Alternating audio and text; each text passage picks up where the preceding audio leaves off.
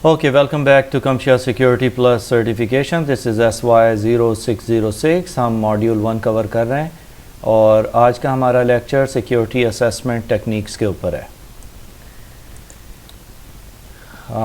ये आप देख सकते हैं कि हमने फर्स्ट मॉड्यूल के अंदर डिस्कस किया था कि इसकी 8 सब कैटेगरीज़ हैं। हम social engineering attacks, compromise and malware detection, application attacks indicators, network attack indicators, threat vector and intelligence sources, security concerns and vulnerabilities, ये सारे हम कवर कर चुके हैं। आज हम सिक्योरिटी असेसमेंट टेक्निक्स देखेंगे, इसके बाद पेनिट्रेशन टेस्टिंग टेक्निक्स होंगी। हमेशा की तरह मैं आज भी जितनी भी की टर्म्स हैं वो इस वीडियो की डिस्क्रिप्शन में नीचे दे दूंगा ताकि आप लोगों को आसानी हो। और kindly subscribe to the channel. अगर आपको वीडियोस अच्छी लग रही हैं अपने कमेंट्स नीचे दें अगर आप कुछ इम्प्रूवमेंट चाहते हैं इसके अंदर तो। अच्छा, अब let's try to understand what is threat hunting and vulnerability identification. ये एक्चुअली प्रैक्टिस होती है प्रोएक्टिवली जब हम सर्च करते हैं किसी भी किस्म के थ्रेट्स के लिए या साइबर थ्रेट्स के लिए जो कि आपके नेटवर्क के ऊपर अनडिटेक्टेड होते हैं, उन्हें डिटेक्ट करने की जो प्रैक्टिस होती है उसे हम थ्रेट हंटिंग कहते हैं। वल्नरेबिलिटी मैनेजमेंट क्या है? ये प्रोसेस होता है identifying, mitigating and responding to the non anticipated vulnerabilities and exposures. जो भी किसी किस्म के थ्रेट्स हो सकते हैं जो कि आप एक्सपेक्ट कर रहे हैं या जो कि पॉसिबिलिटी है होने की, उन सब को देखना, उसके ऊपर आप कैसे काम करेंगे अगर कुछ ऐसा हो जाता है। इन सारी चीज़ों को हम वल्नरेबिलिटी मैनेजमेंट के अंदर लेके आते हैं। अब उसके अंदर प्रोसीजर्स होते हैं कि आपने क्या क्या चीज़ें देखनी हैं, अगर क्या होगा तो उसके आपने रिएक्शन में क्या करना है, वो सारी चीज़ें। अब इस सारी चीज़ को देखने के लिए हमारे पास दो बहुत अच्छी वेबसाइट्स हैं जो कि जिन्हें हम CVE डेटाबेसेस कहते हैं, कॉमन वल्नरेबिलिटी एंड एक्सपोजर। उसके ऊपर लिस्ट होती है publicly non cyber security vulnerabilities जो हुई हैं आज तक, उसके बारे में इंफॉर्मेशन होती है। अब ये दो वेबसाइट्स हैं, ये आप देख सकते हैं। अभी मैं आपको खोल के जैसे कि अपनी स्क्रीन पे दिखाता हूँ। एक तो वेबसाइट है ये CVE, ये वाली है। दूसरी जो हमने वहाँ पे लिस्ट की है वो है नेशनल वल्नरेबिलिटी डेटाबेस। इसका URL दोनों के वहाँ पे अपीयर हो रहे हैं। पहले से हम देखने की कोशिश करते हैं इसके ऊपर क्या है। अब डिफरेंट वेबसाइट्स हैं जिसके ऊपर ये लोग कलेक्ट करते हैं डेटा, जहाँ भी किसी किस्म की वल्नरेबिलिटी हुई है किसी एप्लीकेशन से या किसी भी चीज़ से रिलेटेड, उसके बारे में इंफॉर्मेशन ये कॉन्स्टेंटली इसके ऊपर अपडेट करते रहते हैं।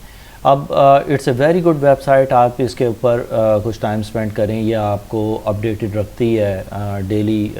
जो भी कुछ हो रहा होता है, किसी भी किस्म की आउटब्रेक हुई है, उसकी डिटेल्स वेबसाइट के ऊपर आ रही होती हैं। अब अगर आपने देखना है कि क्या हो रहा है तो आप सर्च CVE लिस्ट के ऊपर आ सकते हैं यहाँ पे, और यहाँ पे आप या तो उसे उसके रिकॉर्ड से या ID से सर्च कर सकते हैं। अगर वो आपके पास नहीं है, आपको एक नॉन एप्लीकेशन जिसका आपको पता है उसके बारे में आप देखना चाह रहे हैं, तो उसके बारे में स्पेसिफ़िकली आप सर्च कर सकते हैं। जैसे मैं एप्लीकेशन देखना चाह रहा हूँ WinRAR के बारे में कि इसके ऊपर कोई नॉन वल्नरेबिलिटीज़ आई हैं कि नहीं, तो आप देखें कि ये इनके पास रिकॉर्ड्स उससे रिलेटेड अपीयर हो रहे हैं। डिफरेंट रिकॉर्ड हैं। जो टॉप एकदम रीसेंट वन है उसे अगर हम यहाँ पे देखते हैं तो कहता है WinRAR version prior to including version 5.6 outbound, ये है successful exploitation could lead to arbitration code execution in the context of the current user.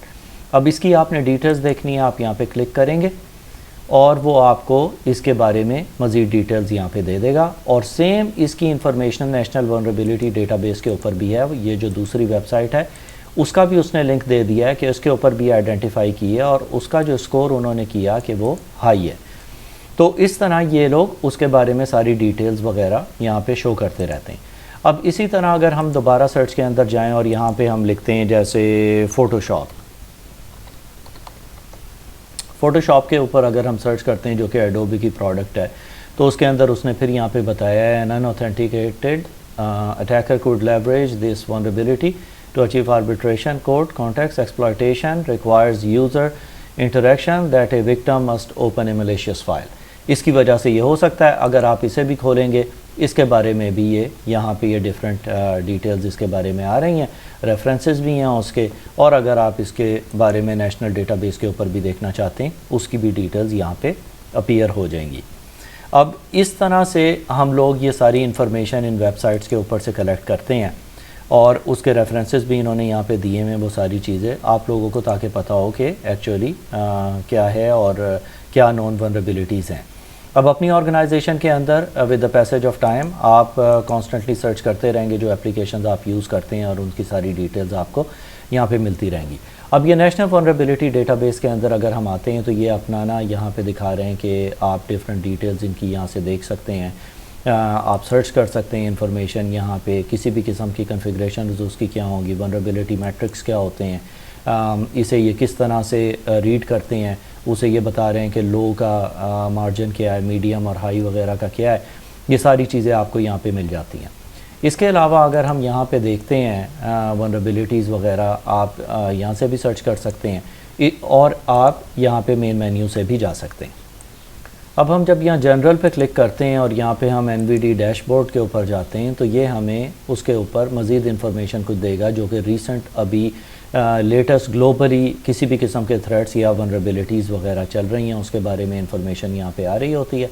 ये इन्होंने अपना डैशबोर्ड स्कोर दिया हुआ है जिसके अंदर आप देख सकते हैं कि क्रिटिकल है और कितनी आई हैं, उसके ऊपर कितने थ्रेट्स थे, उसके बारे में इन्होंने क्या किया, उसे किस तरह सेग्रीगेट किया, तो ये सारी इन्फॉर्मेशन यहाँ पे आपको मिल जाएगी। तो spend some time over here, आपको ये सारी डिटेल्स यहाँ पे इस वेबसाइट के थ्रू मिलती हैं। तो इस तरह हम लोग जितने भी थ्रेट हंटिंग है वो इन वेबसाइट्स के थ्रू करते हैं। अब हम समझने की कोशिश करते हैं कि वनरेबिलिटी स्कैनिंग होती क्या है। बहुत इंपॉर्टेंट स्लाइड है, इसके बारे में आप लोगों को एकदम क्लियर होना चाहिए क्योंकि ये एग्ज़ाम के अंदर एक क्वेश्चन इसके ऊपर से आता है। वनरेबिलिटी स्कैनिंग क्या है? Objective is to identify the vulnerabilities in the target environment. जो भी आपकी टारगेट एनवायरनमेंट है उसके अंदर वनरेबिलिटीज़ क्या हैं उन्हें रिपोर्ट करें और कोई भी आपको रोग डिवाइसेस मिलती हैं नेटवर्क के ऊपर उनके बारे में आप इन्फॉर्म करें टू द मैनेजमेंट। अब हम किस तरह देखेंगे कि कौन सी डिवाइसेस हमारे पास हैं ऐसी जो कि रोग हैं या जो हमने अपडेट नहीं की हैं। वो हमने जैसे अपने प्रीवियस लेक्चर के अंदर हमने कवर किया था कि हम लोग क्या करते हैं कि डिफरेंट स्कैनर्स रन करते हैं जो कि इन्वेंट्री करता है हमारे नेटवर्क के ऊपर for the hardware items as well as software items, और उसके थ्रू हम लोग इंफॉर्मेशन कलेक्ट करते हैं। अब इसके अंदर डिफरेंट किस्म की चीज़ें आ जाती हैं कि हम इसके अंदर स्कैनिंग इंट्रूसिव भी होती है हमारी और नॉन इंट्रूसिव भी होती है। इंट्रूसिव जो है उसे हम कहते हैं कि जो कि हम सिम्युलेट कर सकें या जो हम खुद एक्सप्लॉइट करके देख सकें। नॉन इंट्रूसिव होती है जो कि पैसिव होती है। इसी तरह स्कैनिंग ऑथेंटिकेशन है, हम चीज़ों के अंदर विदाउट यूज़र नेम और पासवर्ड भी एंटर होके देखते हैं और विद यूज़र नेम और पासवर्ड भी एंटर होके देखते हैं। तो उससे हमें पता लगता है कि किस किस्म के एरर मैसेजेस आ रहे हैं, क्या हम इजीली ऑथेंटिकेट हो रहे हैं कि नहीं हो रहा है, या वो हमें किसी लेवल पे स्टॉप कर रहा है। अब उसके अंदर डिसीजंस को किस तरह हम लोगों ने देखना है। अब इसके अंदर दो चीज़ चार मेन कैटेगरीज हैं, true positive, false positive, true negative and false negative. अब उसे समझने से पहले आप ये देखेंगे कि positive state is always referred as normal. जब भी पॉजिटिव आएगा उसका मतलब है कि वो नॉर्मल है। नेगेटिव स्टेट जब भी आती है उसका मतलब होता है कि ये एबनॉर्मल है। अब हमने डिसीजन लिया, जैसे हम इन्वेस्टिगेट कर रहे हैं, हम देख रहे हैं कि ट्रू पॉजिटिव आया है, इसका मतलब है कि normal state is correctly identified, कि हमने इन्वेस्टिगेट किया, हमने किया कि ऑपरेशनल है डिवाइस अपनी ऑप्टिमम परफॉर्मेंस पे और सब कुछ सही चल रहा है, परफेक्ट, एग्जैक्टली यही हम चाहते हैं। फॉल्स पॉजिटिव होता है कि नॉर्मल स्टेट को इनकरेक्टली उसने आइडेंटिफाई कर दिया है एज एबनॉर्मल, यानी वो सही चल रही है लेकिन वो हमें बता रहे हैं, कोई हमारे टेस्ट बता रहे हैं कि ये एबनॉर्मल है। तो ये ज़रा सा कंसर्न होता है कि हमें देखना होता है कि रिज़ल्ट हमें गलत क्यों आ रहा है। ट्रू नेगेटिव होता है abnormal state is correctly identified which is good, बहुत अच्छी बात है कि अगर कोई चीज़ गलत चल रही है उसे इसने सही बताया कि ये गलत चल रही है और इसके बारे में कोई सोल्यूशन होना चाहिए। जिस चीज़ के बारे में हम बहुत कंसर्न्ड होते हैं वो फॉल्स नेगेटिव होता है। Abnormal state is incorrectly identified as normal, कि कोई एक चीज़ गलत चल रही थी लेकिन वो हमें बता रहा है कि ये बिल्कुल नॉर्मल चल रही है। अब इस चीज़ के ऊपर आपको बहुत काम करना पड़ता है, आपको देखना पड़ता है कि उसकी रीज़न क्या है और ये इस तरह क्यों कर रहा है, क्योंकि आपकी एप्लीकेशंस कोई गलत अलार्म आपको या इंफॉर्मेशन दे रही हैं जिसके ऊपर आप उस चीज़ को इग्नोर कर जाएंगे और लेटर ये चीज़ आपकी ऑर्गेनाइजेशन में किसी किस्म की प्रॉब्लम क्रिएट कर सकती है।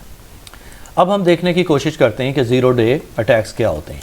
अब ज़ीरो डे अटैक्स को हमने अपने पिछले लेक्चर में भी कवर किया था, और ज़ीरो डे अटैक होता है vulnerability which is recently been identified और उसका अभी तक कोई फिक्स अवेलेबल नहीं है, या आपको मिल गई है या वेंडर को मिल गई है, उन्होंने इन्फॉर्म कर दिया है, लेकिन अभी तक उसका कोई फिक्स अवेलेबल नहीं है।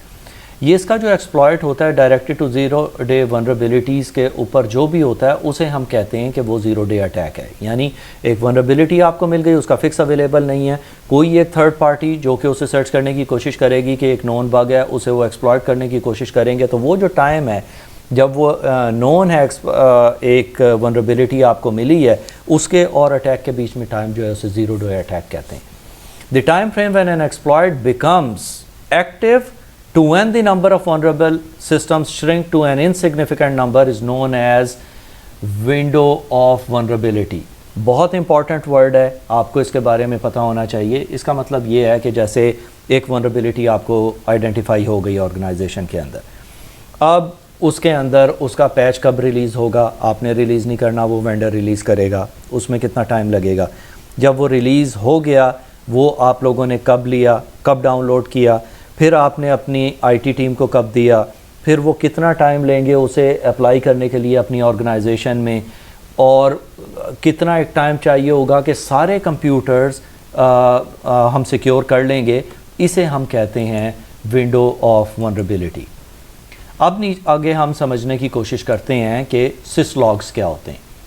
नाउ सिसलॉग्स को जहाँ तक समझने की बात है तो सिसलॉग होते हैं system logging protocol in a standard protocol used to send system logs और event messages to a specific server called a syslog server.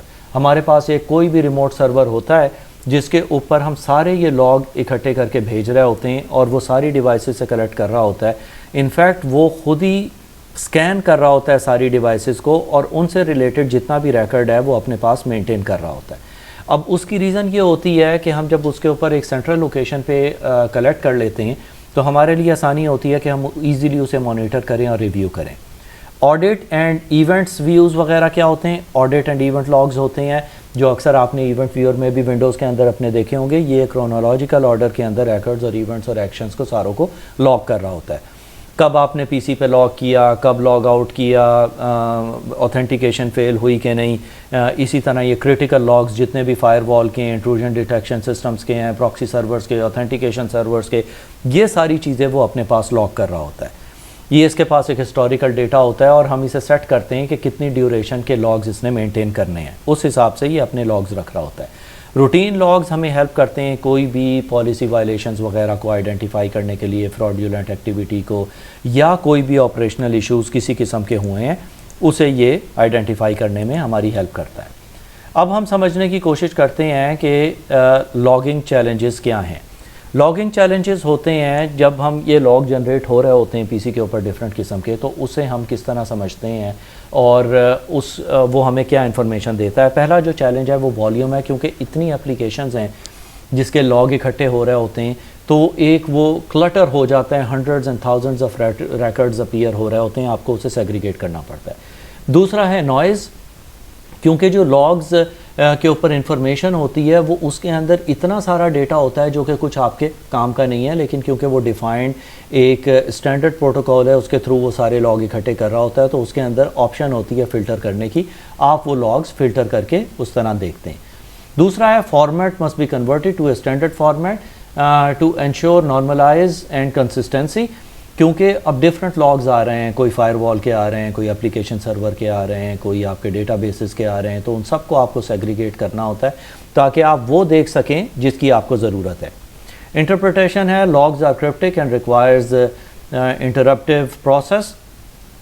इसकी रीज़न ये होती है कि अक्सर जो इन्फॉर्मेशन हमारे पास लॉग्स के अंदर अपीयर हो रही होती है वो कुछ क्रिप्टिक फॉर्म में होती है। जैसे विंडोज़ के जो लॉग होते हैं वो आते हैं 0x00 समथिंग, अब वो एक स्टैंडर्ड प्रोटोकॉल है जिसके ऊपर वो एक अलर्ट या फ्लैग रेज हुआ है, तो आप जब वो लिख के सर्च करते हैं तो आपको एग्जैक्ट उसकी प्रॉब्लम मिल जाती है, तो उसे समझने में थोड़ा टाइम लगता है।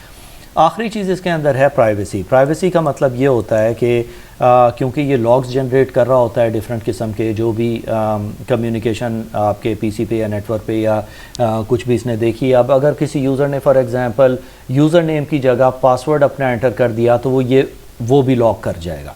तो इसलिए कुछ सेंसिटिव इन्फॉर्मेशन वहाँ पे आ जाती है कि जब आप लॉग देख रहे होते हैं तो क्वाइट पॉसिबल कि वहाँ पे कुछ ऐसी चीज़ें अपीयर हो जाएं जो कि नहीं होनी चाहिए, इसलिए इसका ख्याल रखना चाहिए। अब लॉग एनालिसिस प्रोसेस क्या है? लॉग एनालिसिस प्रोसेस होता है उसके अंदर हमारे पास ये कोई 6 आइटम्स हैं: synchronization, normalization, aggregation, duplication, deduplication, correlation and identification.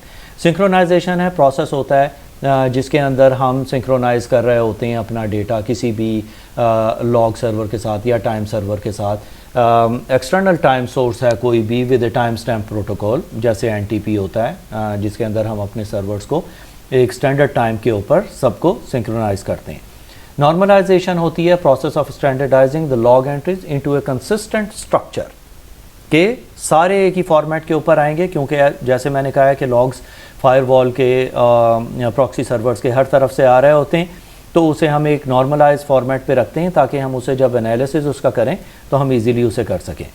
Aggregation है consolidating events from different devices, उन सब से इकट्ठे हमने किए और फिर हमने उसे एनालिसिस के लिए रख लिया। डीडुप्लीकेशन होता है process of filtering out duplicate entries या एक्सेसिव नॉइस भी हम इसे कहते हैं, जो भी इसे मिलती हैं उसे हम एक साइड पे कर देते हैं। कोरिलेशन है the process of tying individual log entries together based on their related information, means combine करते हैं हम एंट्रीज को और उस रिलेटेड इन्फॉर्मेशन को हम एक साथ कर देते हैं ताकि उसे हम इजीली एनालाइज कर सकें। इसके बाद आता है आइडेंटिफिकेशन, ये होता है segregation of normal and abnormal activity, ताकि हम उसे दोनों को आपस में अलग कर सकें। अब लॉग एनालिसिस टूल्स होते हैं डिफरेंट जो कि हम यूज़ करते हैं इन ऑर्डर टू अंडरस्टैंड कि किस किस्म की डिटेल्स हमारे पास उधर से आ रही हैं और उसे हम क्या कर सकते हैं। उसके अंदर ये पॉसिबल नहीं है कि आप किसी भी किस्म का डेटा लेके आप उसे खुद एनालाइज करें, उसके लिए प्रॉपर टूल्स आते हैं जैसे trend variance and detection decision engine वगैरह है। ये आइडेंटिफाई करता है एनॉमलीज इन ए सिस्टम और यूज़र बिहेवियर को, और उसे वो रीड करके आपको एक ग्राफिकल फॉर्मेट पे दिखा देता है कि ये प्रॉब्लम्स इसके अंदर आइडेंटिफाई हुई हैं।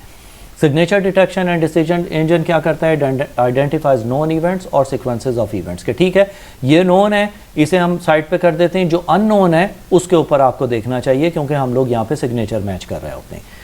Now security information and event management, आपने अक्सर SIEM का नाम पढ़ा होगा, ये एक ऑटोमेशन प्रोसेस होता है इसका। अब SIEM जो है ये एक ऑटोमेशन टूल है। इसका मकसद क्या होता है कि ये रियल टाइम डेटा कैप्चर और आपको इवेंट को रिलेशन एनालिसिस और रिपोर्टिंग वगैरह प्रोवाइड करता है। इसके अलावा प्रोडक्ट्स के बारे में एनालाइज करता है डेटा जो भी डिफरेंट सोर्सेज से ये इकट्ठी कर रहा है, identify reports and outcomes and alerts वगैरह उसकी आपको देगा। फिर उसके बाद it can integrate the threat intelligence feeds, जो भी डिफरेंट इंट्रूजन डिटेक्शन सिस्टम्स वगैरह की तरफ से इसे फीडबैक आ रहा है उसे ये सारे को कंबाइन करके आपको एक सिंपल प्लेटफॉर्म के ऊपर सारी इन्फॉर्मेशन दे देगा। इसके बाद it can also include the security knowledge base, जो कि पीछे से डेटा बेसिस इसके कॉन्स्टेंटली अपडेट हो रहे होते हैं, उससे भी रिलेटेड आपको इन्फॉर्मेशन दे रहा होगा। जैसे ये आइडेंटिफाई करेगा कोई प्रॉब्लम को, अब एक वो नई प्रॉब्लम है आपने भी पहले नहीं देखी है, तो ये उससे रिलेटेड इन्फॉर्मेशन जो भी डेटाबेस पे अपडेट हुई है उसे ये अपडेट कर देता है, और इसके अंदर अगर कोई नई प्रॉब्लम भी आइडेंटिफाई करता है उसे भी रिपोर्ट करने का इसके अंदर मैकेनिज़्म होता है। अब इसके बाद हमारी जो लास्ट स्लाइड है आज की, उसे हम देखते हैं कि SOAR क्या है। अब security orchestration automation and response system refers to technologies that enable organisation to collect inputs monitored by security operations teams. जो भी डेटा इसे कलेक्ट हो रहा है उसका, अब जो हमारी इसके अंदर SOAR ने जो काम करना है वो ये है कि SIEM ने जो डेटा कलेक्ट किया है उसे इसने एग्जीक्यूट करना है विदाउट ह्यूमन इंटरवेंशन। तो सिक्योरिटी और ऑर्केस्ट्रेशन, ऑटोमेशन एंड रिस्पांस का मकसद यही होता है कि ये सारा डेटा मॉनिटर्ड और ऑपरेशंस टीम को दिखाता है कि ये इकट्ठा हुआ है और इसके ऊपर अब इस तरह का ऑपरेशन इसने कंडक्ट करना है। अब उसके अंदर हम अगर इसे समझने की कोशिश करें यहाँ पे, तो ये कहता है कि ऑर्केस्ट्रेशन है integration of different tools platforms, जहाँ से भी ये डेटा डिफरेंट तरीक़ों से कलेक्ट करेगा, उसको कलेक्ट करने के बाद जो भी ऑटोमेटेड रिस्पांस ये लेगा विदाउट ह्यूमन इंटरेक्शन, वो ऑर्केस्ट्रेशन होती है। ऑटोमेशन इसकी वही प्रोसेस होती है क्योंकि वो टास्क को एग्जीक्यूट करता है, उसके अंदर हमने अलर्ट्स और लगाए होते हैं कि ठीक है अगर ये होगा तो आपने ये करना है, otherwise it's smart enough to take actions on its own. Now SOAR tools allows an organization to define incident analysis, response procedures क्या होंगे और उसका डिजिटल वर्कफ्लो क्या होगा। अलर्ट्स आएंगे, ट्रिगर्स आएंगे, मैनेजमेंट को इन्फॉर्मेशन जाएगी कि ये इस तरह की कोई भी हमें डिस्क्रिपेंसी मिली है या ये है तो इसके ऊपर ये एक्शन लिया गया है और ये अब प्रॉब्लम सॉल्व कर दी गई है।